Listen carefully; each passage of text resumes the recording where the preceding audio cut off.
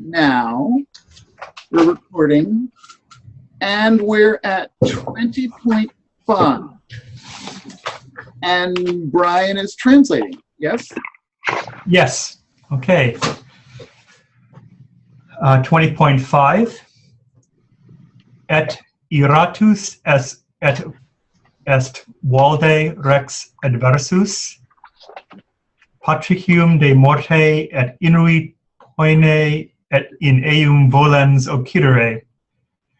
And the king was very angry towards Patrick about the death and almost charged at him. You should have De Morte Magi Sui. Oops. Well, I copied it wrong. Oh, okay. About the death of his druid. Right, the death of his magus. Okay. Oh. Yeah, that's my fault. Sorry, I right. Usually pretty careful to get these done. Our death of his druid, and almost charged at him, wishing to kill him. Yes.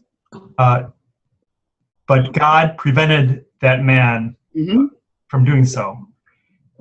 Ad praecum enim pratici et ad vocem eius descendit ira Dei in populum impium et perierunt multi ex aeris. Indeed, at the prayer of Patrick, and at the voice of him, the anger of God descended on the impious people, and many of them were killed. Et ait Sanctus Patricius Regi, and Saint Patrick said to the king, Nisi nunc crederis hipo morieris, quia descendent ira Dei in verticem tuum. Unless now you will believe, you will quickly die, because the anger of God will fall on your head. Good. Well, I remember Future Vivid from my grammar class. All right. Et timuit rex vehementur, et commotum est cor eius, et omnis civitas eum eo. And the king was violently afraid, and his heart was shaken, and all the citizens with him. Yes, the whole civitas, the whole state or city, or it's often used of a tribe. Okay, that's interesting. So yes, all the citizens. It's but just notice it's singular, omnis civitas. Right. Good. Any questions? Thoughts? You may wrap this one up really fast, right? There's a lot more text to go, I noticed. Yeah. Good. Paula, you want to take it away at 21? Sure. Cue it up. Okay. Congregatis igitur senioribus et omni senatu suo. The elders having gathered therefore and all his senate, dixit eis rex loiguire, the king Loiguire said to them, Melius est credere me quam mori. Better it is to believe me than to die. Two things. One, it's credere, not credere. Again, it's third conjugation, credo, credere. So and that's one of the quantities that matters most, right? The difference between second and third conjugation. And credere, believe in me, would be credere mihi, because credo takes a dative. So it's better for me to believe. So me is the subject of the infinitive. Okay. Right? Because I was thinking it's definitely not nominative, may. Right, right. And the word order certainly suggests believe in me, but then that's Latin, which is to where you can't believe in the word order at all ever. Well, it makes more sense for him to say for me to believe than to die. Right, that's fine. But I had trouble with the may, which made more sense for the credera. Right, but that, again, I think that's because you're sucked in by the word order, right? It's once you've got it's better, and once you've got the infinitive, which you've got, then of course the subject of the infinitive is going to be in the accusative, right? Yeah. So my guess is if they'd said melius est me credere, right? It's better for me to believe. That would just be more intuitive for us. So no, I'm more confused that it's in the dative. It's not. Not in the dative. It's not. No, me is accusative, and it's the subject of credere. It's better for me to believe. And then there's no object. It's just to have faith. Okay. Credo makes perfect sense. It obviously can take a dative. You believe in something, or you believe somebody. But it can also just believe, right? In this concept. So it is accusative. Yeah. It's the subject of the infinitive credere. It's better for me to believe. It's better that I believe. Okay, that's odd. Okay. It's not. I'm trying to think what's. It's not odd once you.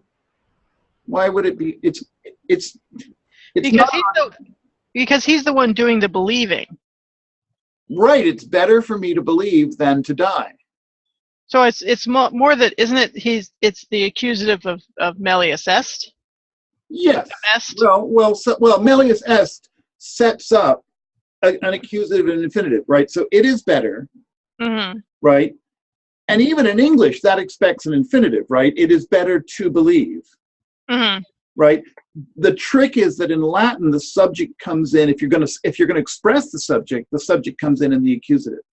Okay.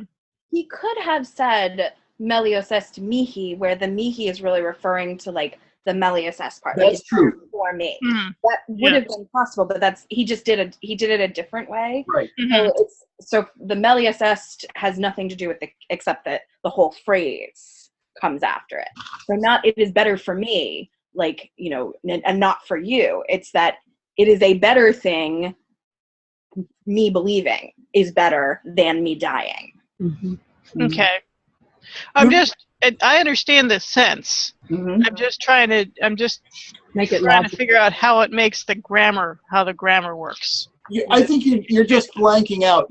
You've forgotten that infinitives, the subject of infinitives are in the accusative. So think about indirect statement, right? He said that he was coming, dixit eum venire, right? Mm-hmm. He said that he was coming, right? It's just you've been thinking about kittens, right? And therefore, and not about infinitives. Does anyone know how this would have worked in Gaelic? No, I hadn't thought about trying to find a Gaelic speaker as a co-teacher. Right. Larry knows some, but I don't know that he could translate this into Gaelic. Do we know how much Gaelic Murtu knew? Oh, I think he was a Gaelic speaker. So he was a native Gaelic speaker, and and then he learned Latin. Yeah, I think so. I think we know. I mean, his name is Gaelic. Mm-hmm. It doesn't necessarily mean anything. That's true, but it's something to go on. And plus, he's living in Ireland, and I'm not sure. I don't know if we know which kind of Gaelic he was speaking, whether he was a Pict or a Scot.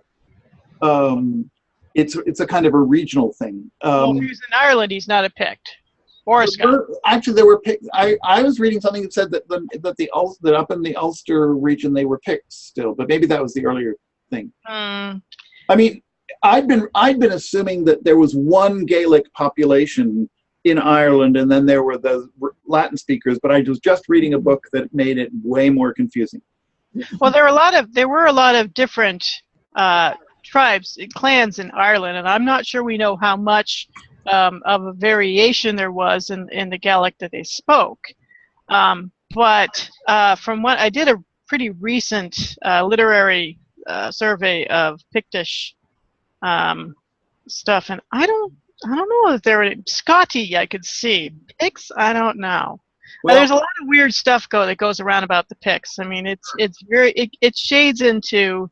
I'm not saying it's aliens, but it's aliens kind of territory a lot of times. You have to be really careful when you're reading about the Picts. Samantha has posted the following. All we have for Pictish is some runes, so that wouldn't help us with pronunciation. Yeah, the thing is that there are runes over in Ireland at the time too, and sometimes there's some overlap. But the thing is you've got the Irish and the Scottish going back and forth. I mean, the Scottish genome didn't really solidify, so to speak, and become Scottish per se, single genome until about 500 years ago. I mean, it's a very recent identity, really. I'm just sticking with Celtic. I think it's fairly clear that Merchu was like some kind of a Celtic speaker. Some kind of a Celtic speaker. So he spoke some kind of Celtic, whether it was Brittonic or. Right. Yeah. Okay. Okay. Where right. were we? We were at. It's better for me to. You know. Yes. Quam mori. Okay.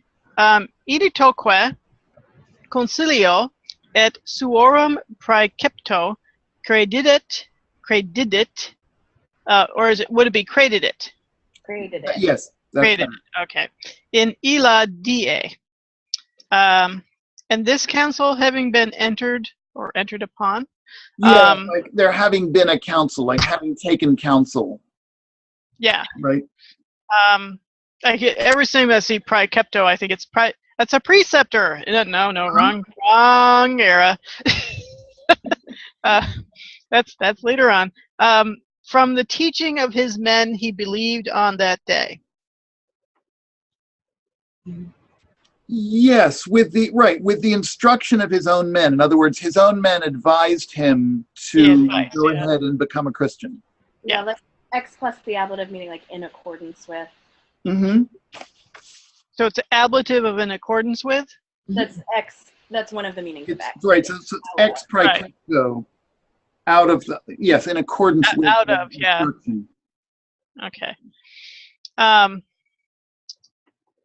Et convertit ad Dominum Deum aeternam, and converted to the Lord God eternal. Mm-hmm.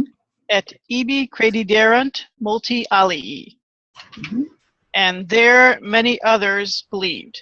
Good. Et ait Sanctus Patricius ad regem, and St. Patrick said to the king, quia resististi,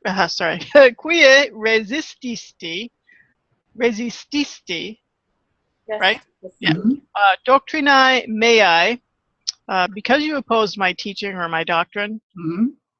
Now, would doctrine be appropriate? I think so. I mean, we are talking about introducing Christian doctrine here. No, but my teaching, in other words, yeah, you resisted the idea that you resisted Christianity. Yeah, I mean, that's why I was thinking of doctrine, because he's not just teaching him a new language or something. He's teaching him an actual new religion. Right. Which is the true religion. So, et fuisti scandalam mihi, and you were. Now it says a stumbling block to me. Is there anything relating to scandal? Were you a scandal to me? I think that's where scandal comes from. Yeah. I assume that's where scandal comes from, but this is out of the Bible. This is Vulgate Latin. I'm pretty sure scandalum is a word that gets used in the Vulgate as a stumbling block in a moral, in exactly this context. I just think it's interesting that scandal would come from a word that means stumbling block. Just like if you were a stumbling block to my belief, that would be outrageous. So I guess that's how that works. But you keep going. I've got a handy dandy etymology app. It's by Middle English that it has the sense of a discredit to religion by the reprehensible behavior of a religious person. So, and that's through Old French, through Ecclesiastical Latin. Okay. Licet prolonguenter dies regni tui. Though it is permitted that the days of your reign be prolonged, nullus tamen erit ex semina tuo rex in aeternum post te. Yet no king will be from your seed in eternity after you. Good. I like the note on that. Uh, They cursed him with no descendants, and he had descendants anyway. How rude. well, come to think of it, it just says that, I take it that what Beeler meant is that he had descendants who were kings, right? Because all Patrick is saying is your sons won't be kings. Yeah, well, Beeler is kind of vague on that, but, you know, it does sound as if it's kind of like, I'm cursing you, and then it didn't happen. But right. Okay. 20. What?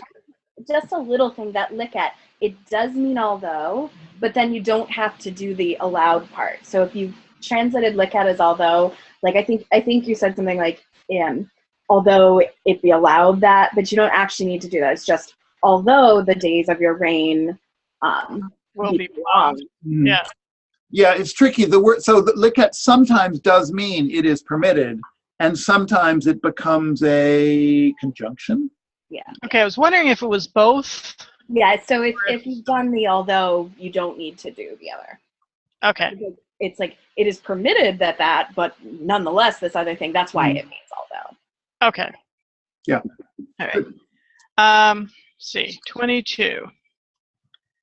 Sanctus autem Patricius, but St. Patrick, secundum praeceptum Domini Iesu, iens et docens omnes gentes, baptizansque, oh, that's a nasty one, eas in nomine Patris et Filii et Spiritus Sancti. That's familiar to everyone who is remotely Catholic.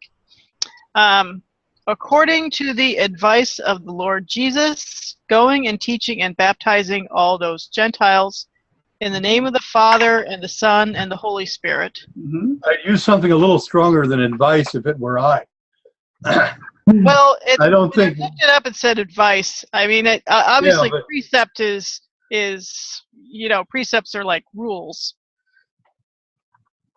A teaching of Lord Counsel, the teachings, yeah. Well, but also, I mean, if you think about it, the choice of word may be to indicate that Patrick and Jesus are kind of, they're best buds. They're on this level. Because those early Irish saints did not exactly back down from claiming. They weren't too humble, let's say. They were not very humble. No. Not humble at all. No, they were kind of the opposite of mystics. Humble, right. Profectus a temoria praedicavit, having departed from Tara, he preached. Domino cooperante et sermonem confirmante sequentibus signis. Working together with the Lord and confirming the word with signs following. Yes, right. So sequor can mean favor. Just like a following wind is a favorable wind. So don't you think they're favorable? Favorable signs? Okay. You're frowning, Jen. I really thought it was just the following signs, the one he's going to tell you about. Well, I thought it was too, but when I'm looking at the next section, I didn't see much to indicate that. He performs a miracle. I didn't think sequor got used that way, right? I don't think you use it that way in class. Right. So I just thought it meant medieval Latin, like supporting. They were signs that were supporting the sermon. For it to mean favorable signs, who doesn't really want secundis and not sequentibus? That's true. But so we're thinking supporting. So what side are we going on here? I don't know. With the following signs, I was thinking, or with signs that came later. Well, that's what I'm thinking. First, I was thinking the following signs, but then I'm kind of like skimming through 23, and I'm like, I don't see a whole lot here. Well, there are a bunch more signs coming, right? I mean, we've got more miracles. Yeah. So I think maybe Jen's right. But I mean, they say the following signs, and then it moves on, and then there was this guy, and I'm like, That's not normally what you say when you're talking about the following signs. Well, but the signs of the miracle. Adventures that isn't that going to turn out to be one of the signs? Yeah, these Yeah, are. exactly. I suppose. miracles. It seems a little vague to me, but Well, yeah.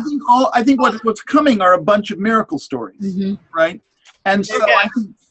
I think that's what the signs are. Yeah. Okay. So this is kind of a meanwhile back at the ranch kind of thing. He's just giving the backstory. You know, they're setting him up. Yeah, meanwhile back at the ranch, such and such is going. But let me tell you about my childhood. Right. Well, we are. I think As I'm standing on the in front of the guillotine.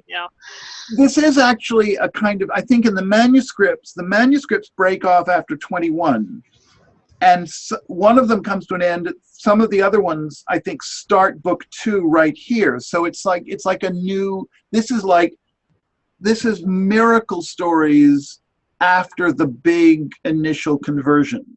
So I think it makes sense as an introductory little paragraph. So this is an introduction to a new section. 22. So random miracles connected with Patrick's preaching. Okay. Is roughly the topic.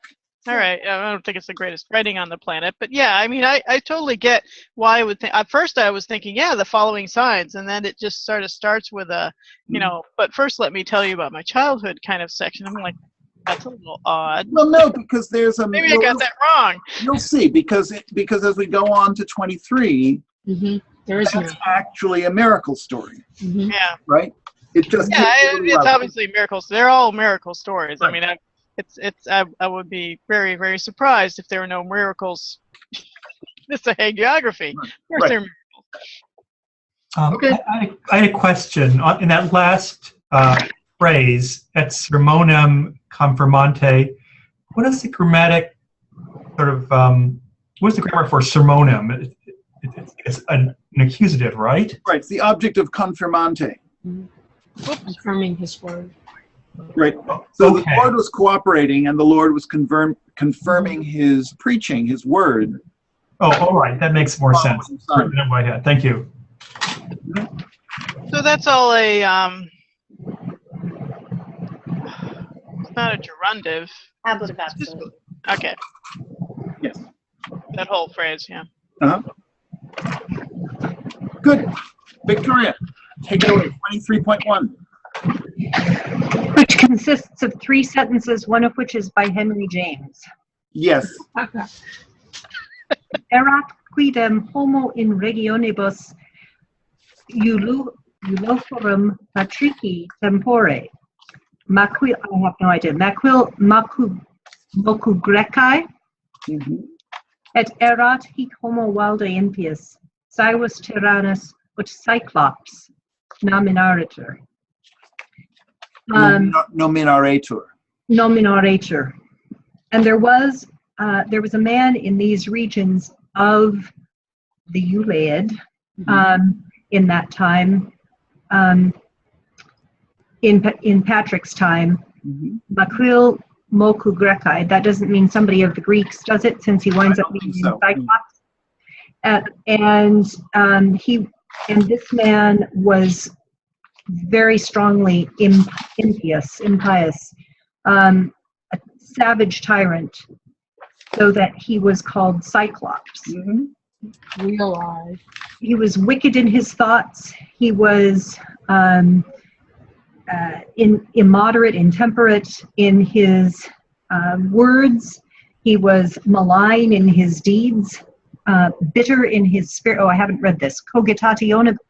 Okay, here we go. Cogitationibus pravus verbis intemperatus, factis malignus, spiritu amarus, bitter in his spirit, anima iracundus, angry in his soul, corpore scelestus, wicked in his body, mente crudelis, cruel in his mind, vita gentilis, a clansman in his life. I think a pagan. Yeah. Conscientia imanis, brutal in his conscience. In tantum vergens impietatis in profundum ita ut die quedam in montoso espero altoque sedens loco.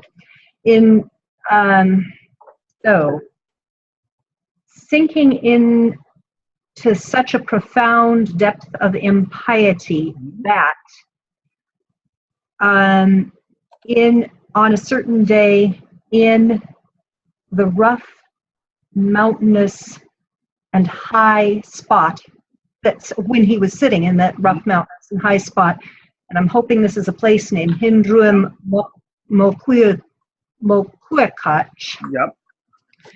Ubi ille tyrannidum quotidie exercebat, where that tyrant was worked out daily, daily. Where that man was exercising his tyranny. Got it. Okay, that makes way more sense. Okay, so where that man exercised his tyranny daily? Yes. Okay. Signus sumens nequissima crudelitatis, adopting the most evil sign of cruelty, et transiuntes hospites crudeles scelere interficiens, and pilgrims or strangers, hospites, passing through, he was killing with a cruel or evil deed, crudele scelere. Sanctum quoque patricium claro fide lumine radiantem, et miro quodam caelestis gloriae deadamate fulgentem, videns eum inconcussa doctrinae fiducia per congruum vie iter ambulantem, searching desperately for a period, interficere cogitaret, dicens satellitibus suis. Mm-hmm. So, he's sitting there killing all these people, and also Saint Patrick radiating, shining with the light of faith, and shining also fulgentem with the miraculous, with a miraculous diadem of celestial glory. Seeing him, this we're back to the horrible man, unshaken in concussa, seeing him with his unshaken faith in the doctrine, through walking through the preferred means of the road, or journey of the road. The road, yes. Preferred path, taking the preferred path, undeterred. He thought to kill him. Yes. Interficere cogitaret. Very good. Dicens satellitibus suis, saying to his bodyguards, Ecce seductor ille et perversor hominem venit, qui mos facere praestigias, ut decipiat homines multosque seducat. There's a period. Behold, that man is a seducer and a behold, the seducer and a perverter of men comes. Good. The habit or the custom to whom is to make deception, tricks, to make tricks, so that he may cheat men and seduce many. Good. Iamos ergo et temptemos eam, et sciamos si habet potentiam aliquam ille Deus in quo se gloriatur. Let us go then and tempt him, and we shall try if that God in whom he glories has another power, has more up his sleeve, sort of. Right, has some power. Has some power. Aliquam. And of sciemos, we will find out, we will know. Okay. If that God in which he's glorying has some power. I am quite sure that this is far too anachronistic for Churchill to actually mean this, but I just got an image of Richard Simmons in the middle of a wheat field, whacking off the tallest ears and yelling, "Thrasybullus, work those pecs!" No wonder they're all angry. I don't know what exercising his tyranny. I have no idea what that's an allusion to. Exercising to he was Exercising tyranny. The story of Thrasybullus of Miletus, But the Greek tyrant from the archaic period. Never mind. From some TV show? No. Richard Simmons used to in the 80s. Richard Simmons was an exercise guy. He would do exercise routines in the 80s. All right. On What's TV. it got to do with Thrasybullus? Well, there was just exercising your tyranny. It was like an exercise program. Sorry, that was too obscure for me. It was too anachronistic. All right. I think, Victoria, you nailed everything in there pretty much, right? There are a couple of quidams and quodams that we might have skipped over, but they basically figure out what they agree with, and they just mean a certain, and you're done. You okay, Jen? I think this is such a great passage to make people parse. Right. It would be really fun to diagram it, right? Yeah. Oh no. If I was setting a test on this text, this one would be on there. This would be it, right? Right. We can start a competition for longest Latin sentence, right? And then diagram. Surely that should have been punctuated someplace, though. Yeah. It's missing a main verb. There isn't one back before the result clause. So you did put in is, which was absolutely right. Mm-hmm. Yeah. I mean, that's what you would have to do. He is in brackets. All those things to such a degree that he thought of killing Patrick. Mm-hmm. Good. So Jen, you want to volunteer to fill in for 23.2? Or, so we're at 23.2. Tempta veruntque virum sanctum hoc modo. So, and they tested the holy man in this manner, in the following manner. Posuerunt unum exemet ipsis sanum in medio eorum, subsago jacentem, infirmatemque mortis simulantem. So they put one of themselves, who was healthy, in the middle of them. That guy lying under a cloak and pretending a illness of death, like that he was deathly ill. Mm-hmm. So that probarent sanctum in huiusque modi fallaci re, so that they might test the saint in a deceitful thing of this sort. Mm-hmm. Sanctum seductorem virtutes praesigias et orationes beneficia vel incantationes nominantes. Calling the saint a seducer, calling miracles tricks, and calling prayers sorceries or incantations. Mm-hmm. Adveniente Sancto Patricio cum discipulis suis, with St. Patrick arriving with his disciples, gentiles dixerunt ei, the pagans said to him, which of course they shouldn't, because you shouldn't have ei and Sancto Patricio, but that's okay. Ede, unus ex nobis nunc infirmatus est. Look, one of us is now ill. Ac cede itaque. So therefore, come near, et canta super eum, alias incantationes sectae tuae, and sing over him some enchantments of your sect. Si forte sanari possit, to see whether by chance he can be healed. Sanctus Patricius, sciens omnes dolos et fallacias eorum, St. Patrick, knowing all their tricks and deceits, constanter et intrepide iet, said, stout fastly and without fear. Nec mirum si infirmus fuisset. Well, it would be a wonder if he hadn't been sick. Et revelante socii eos faciem insimulantis infirmitatem.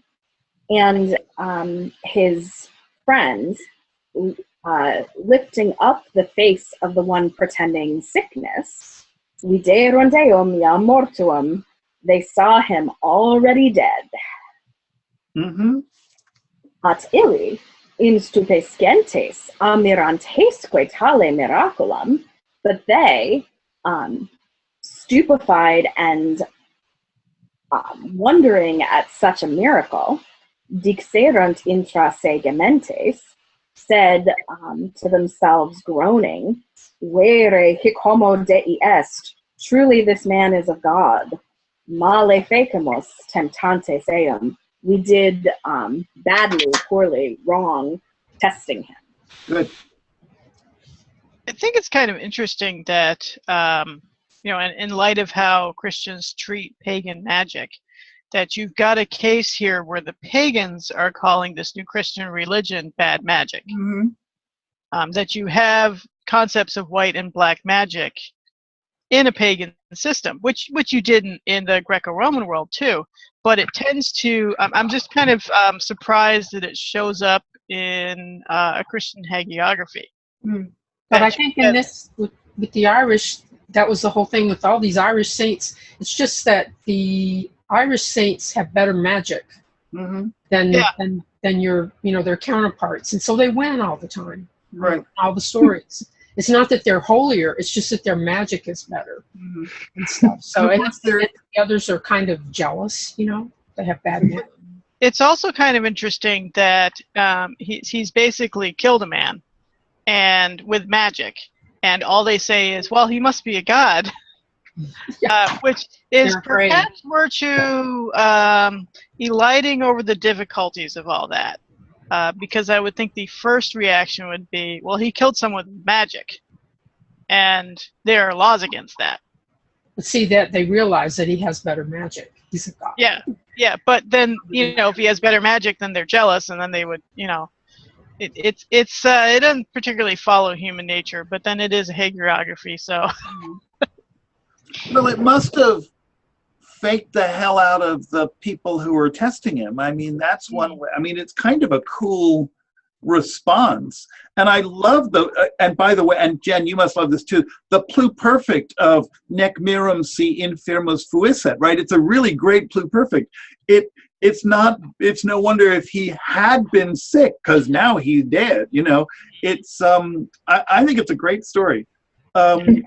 I was thinking if he'd done this in the 16th century, he would have been tied to a stake about 5 minutes later. Well, and they would have been lighting a fire. Sure, but that's true of all of these miracle stories, right? In the wrong context, they're magic and witchcraft. But in the right context, it's conversion miracle, right? Think about all that. I mean, presumably in Salem in 16th century. When was the Salem trials? 1792. What? 17th century. 17th century, right. The Salem witch trials, if you went around resurrecting Lazarus, they'd probably burn you at the stake too, right? If you had property that they wanted, yeah. Oh, is that right? Not if you had the proper religious authority. Right. Well, maybe, yes. But if you didn't, and you humbly attributed it to God, you would probably get away with it. If you say so. Yeah. I mean, I think there would be all of that. There'd be that, you know, never mind. That's a whole other discussion. Yeah. Attitudes change towards, you know, different types of magic, and this is Christian white magic. Right. And then later on, you will see church fathers, the church authorities getting a little nervous about the whole idea of calling it magic at all. But at this time period, it's perfectly okay to call it white magic, and my magic is better than your magic. It's the way that the Celtic, that Christianity makes headway into Ireland by all the gods and stuff, because Patrick has a lot in common with the sun god. All this stuff about dropping books in water and they don't get wet, or I think in the Tripartite Life, this was years ago that I read it, he takes off his glove and his hand is glowing. It's just kind of I guess holy stories sort of get taken up as sort of into the nature myths, these other gods. So it's real interesting, and nobody actually has to die except for the people in the stories, and you always bring them back to life. It's kind of a bloodless conversion. Well, Rome incorporated Christmas in about the 8th century in large part because they were trying to reduce the Sol Invictus cult. So what they did was they amalgamated it into the Christ cult, and they made that Christ's birthday. That's why Christ's birthday is set in December 21st, because of Sol Invictus. Right. So yeah, it's different. Okay, or at least let's move forward, right? 23.3. Greg, you ready? Yes. Can you hear me okay? Yeah. Okay. It still says Lenovo user on my little panel up there. I don't know why. It's all right. We've gotten used to it. In fairness to Dell, which is what I'm using. Oh. Sanctus vero patricius conversus ad maquil ait, quare temptare me voluisti.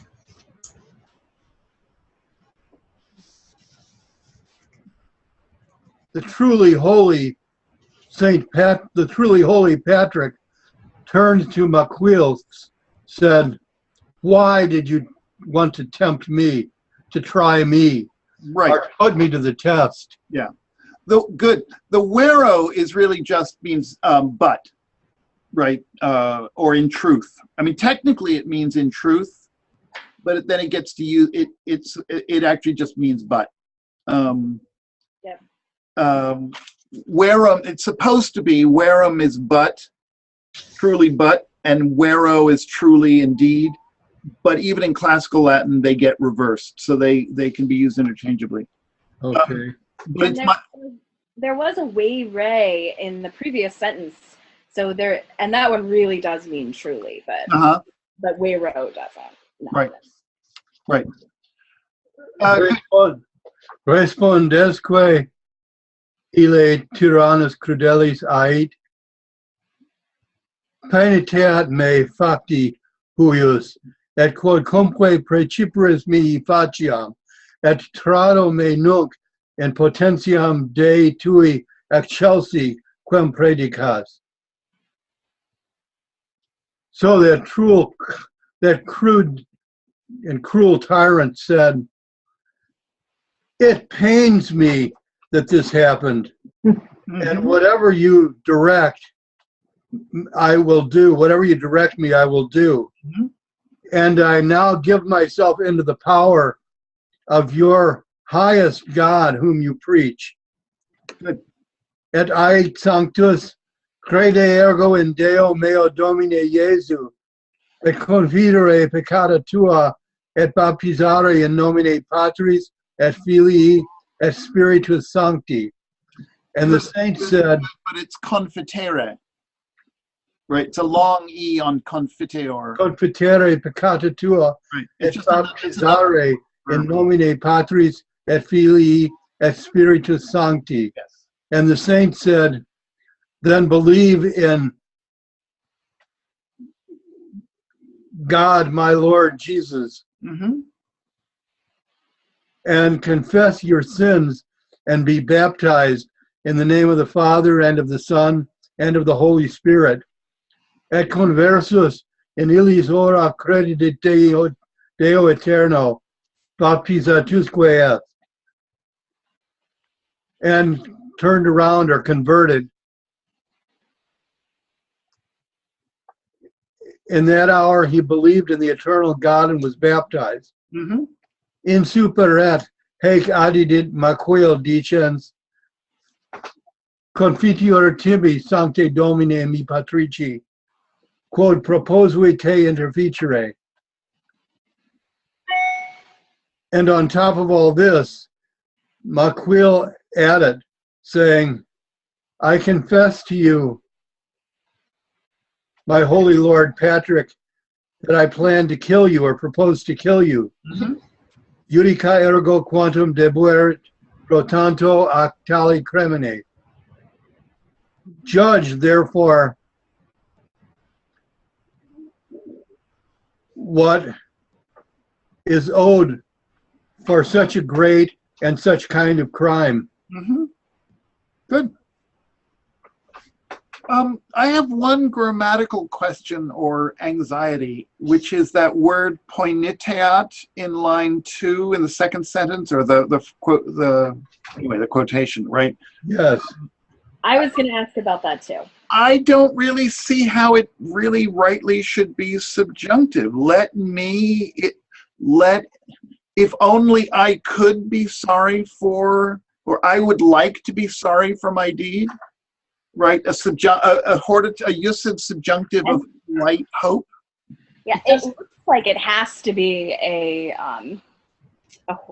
hortatory subjunctive. Let me repent, but it's so odd that he's not just saying I repent. Right. Because the rest of it is, I'm handing myself over and I will do. They're all indicative. Right. I mean, I double checked the text, and it's definitely they've got the subjunctive form. So, I'm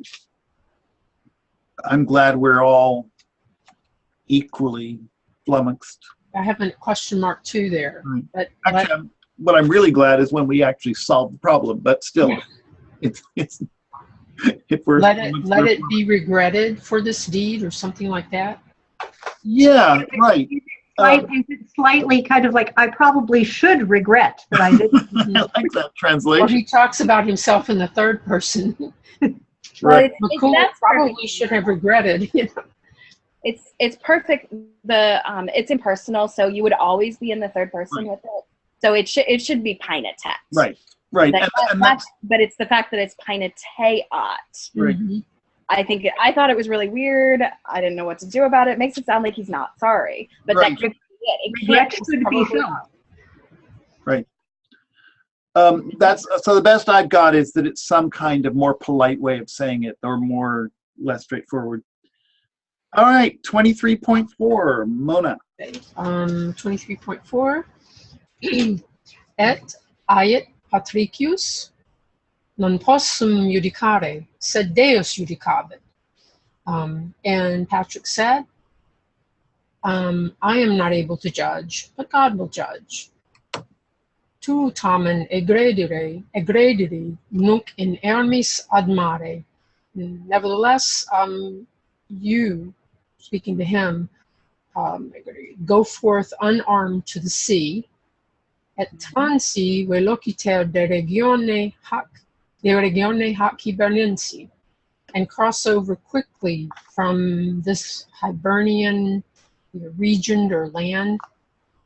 Nihil tollens tecum de tua substantia, praeter vile et parvum indumentum, corpus tuum contagi.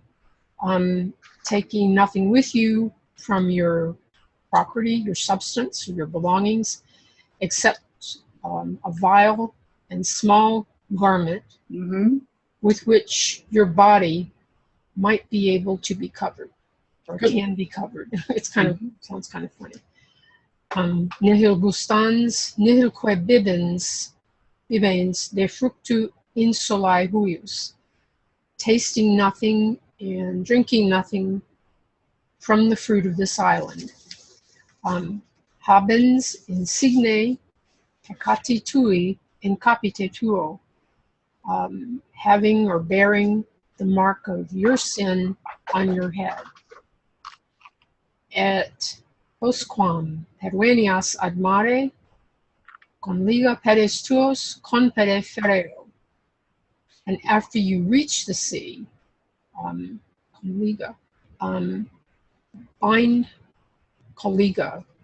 bind your feet together with an iron chain or with iron fetters. Et proiece clauim eius in mare, and cast its key into the sea. Et mitte te in navim unius pellis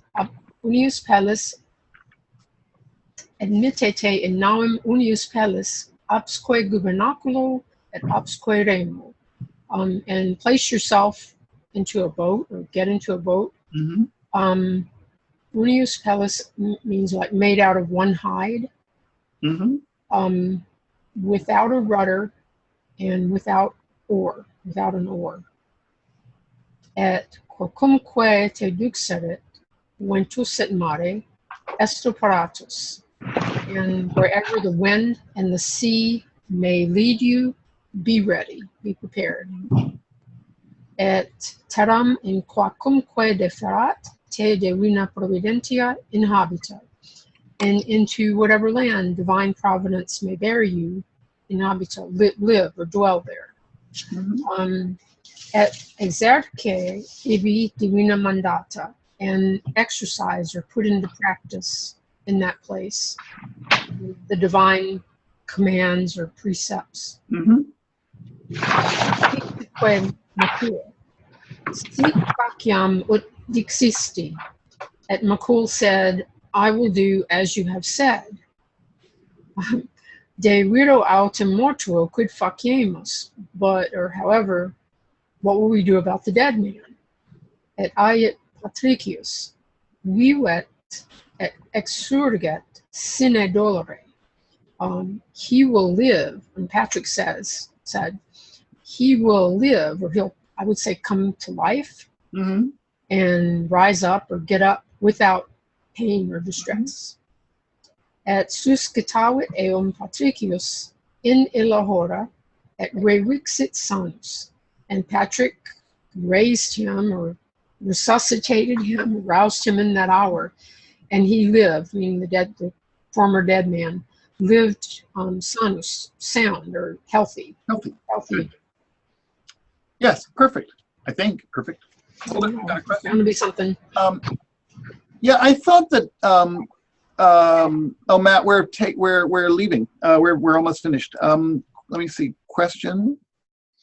Well, we can add him anyway. Say hello. At least I can if I click in the right place. Sorry, I just saw that. I got distracted. So he did. The man did live again, right? So he didn't murder. I thought he resurrected the guy, and then when Paulo was worried about him being a murderer, I got all distracted and worried. But no, he's not a murderer. He's just he's really good with his Magic. Stun gun, drugs, drug magic, stun magic. Well, technically speaking, I mean, as Patrick says, God does all these things. Well, so sure. It would be that God killed the man, not Patrick. I'm Right, just but God didn't. Attitudes. I'm thinking more of the attitudes of the other people initially when they find this guy dead. Well, right, then they're shocked, right? But then they have the nice, happy, cheerful resurrection thing. Of course, old Cyclops guy. Wheel Eye. You know, it's one thing to be set adrift in a small boat with hardly anything to wear and nothing to eat, but manacled and then they throw away the key. I mean, that's kind of harsh. Like, when he gets to where he's going, how do you get out of the boat? It's basically capital punishment. Yeah. I'm thinking how uncomfortable that would be. Right? Or like you'll be scared that whole trip. Is this? I'd be terrified. Like the Irish Sea? How do they know? Go ahead. How do they know the name Cyclops? I wondered about that. So my theory, I have a little note on that. My theory is that Murchu is educated enough to call him Cyclops, but that he's translating some other word like monster that the Irish were calling him. I find it very hard to believe that assuming this is historical at all, that back in the 4th century, the Irish were sitting around quoting the classical, right? I took it just to be a later classicizing-ness. It's not the right word. A later classicization. Not the word? That should be a word. A word now. It's on the internet. And Maku Grekai, that Grekai on the end isn't anything to do with Greeks. No, I don't think so. No one has suggested it had anything to do with Greeks. Yeah. Good. Well, so I just had a couple of really fast things about William. If it were me, I would note that Egredira is like with the I, that it's misspelling Egredira. Just because I think intermediate students are confused enough by those kind of by the imperatives that look like infinitives that they'd be really lost with the vowel there. And I think, Mona, I think I heard you kind of stop about the possit. It's a present subjunctive in a purpose clause. Wait, where? 3 lines down, quo possit corpus tuum. It's I assume it's a relative clause of purpose. Right. And so that's why it's subjunctive. Yeah. It just sounded strange. A small code to cover. Right.